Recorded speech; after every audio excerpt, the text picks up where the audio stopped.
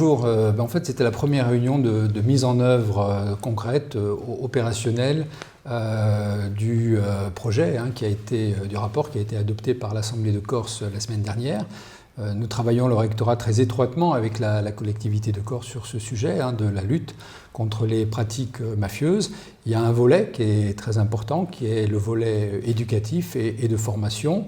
Et donc après le vote intervenu la semaine dernière, nous avions une première réunion de travail sur le sujet pour voir comment, de quelle manière et avec qui nous pourrions concevoir les outils pédagogiques et didactiques qui vont permettre de sensibiliser les jeunes élèves insulaires par rapport à cette problématique. Alors on touche des élèves quand même d'un certain âge, des collégiens déjà affirmés et puis des lycéens.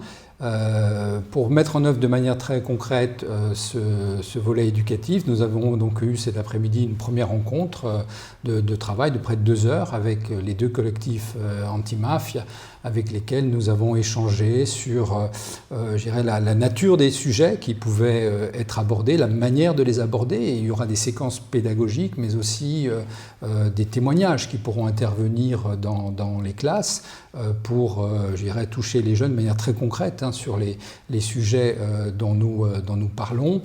Nous avons aussi regardé la manière de séquencer au fil des années les apprentissages en ce domaine.